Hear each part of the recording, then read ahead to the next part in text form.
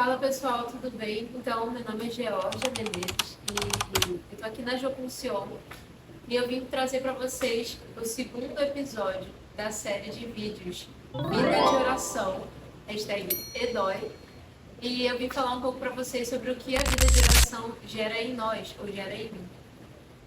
Na minha vida, eu sempre fui da igreja. E aí, o que acontece? Eu sempre tive essa fascinação pelo lugar de oração. Mas eu nunca entendi muito, eu tinha muita curiosidade sobre isso. E foi um processo que eu fui vivendo quando eu vim aqui para a base.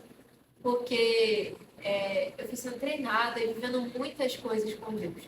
Mas acontece que grande parte das coisas que eu vivi com Deus foi por causa do lugar de oração e de meditação na palavra.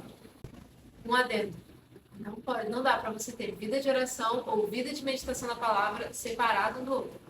Vida de meditação e vida de oração, as duas precisam caminhar juntas, tá bom? Bom, fechando isso, Deus tratou muitas coisas na minha vida através da oração e da palavra. Então, a vida de oração gera em nós um relacionamento mais íntimo com Deus, porque nós lemos a palavra. Mas eu lembro que todos os dias, não só na minha TED, mas todos os dias, quando eu vou meditar, eu preciso orar, eu preciso falar com Deus antes de ler a palavra.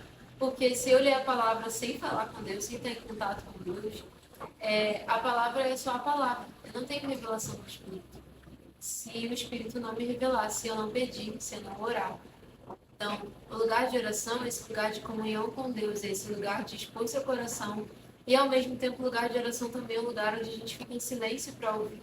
Onde a gente acalma o nosso coração, acalma os nossos pensamentos, as nossas demandas no dia a dia e ouve Deus, ouve o coração dele. Então, o lugar de oração é um lugar incrível. E o que esse lugar gera em nós? Bom, lá em Mateus 6, Jesus dá uma oração modelo para a gente, que é o Pai Nosso, que a gente conhece, quase que todo cristão conhece de cor. Mas essa oração não é para a gente ficar repetindo ela, mas é para a gente entender os princípios que Jesus dá nessa oração, sobre entender que o Pai é nosso, não é só individual, de entender que, antes de tudo, o nome de Deus seja glorificado, sobre perdão, sobre muitas coisas, sobre misericórdia e dependência em Deus. Então, muitas coisas Jesus ensina através de uma oração.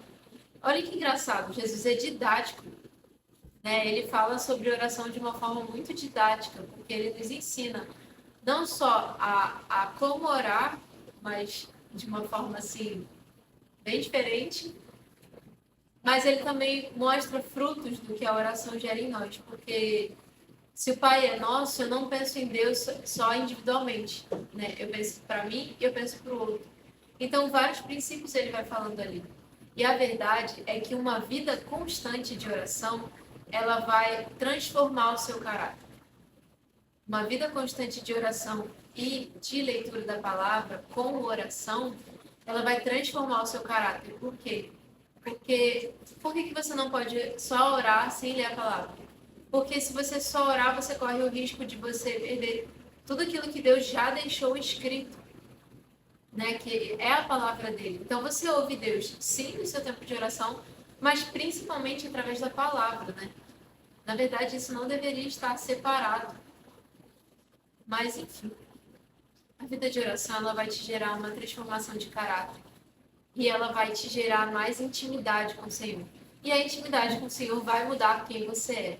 De fato, não tem como olhar para Jesus, olhar para tudo que ele é e estar em constante relacionamento com ele, ouvindo do coração de Deus, e você não ser transformado por isso.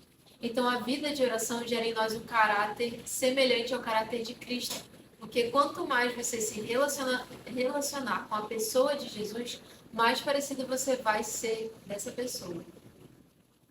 É isso que eu tenho para te falar hoje. Que Deus abençoe sua vida.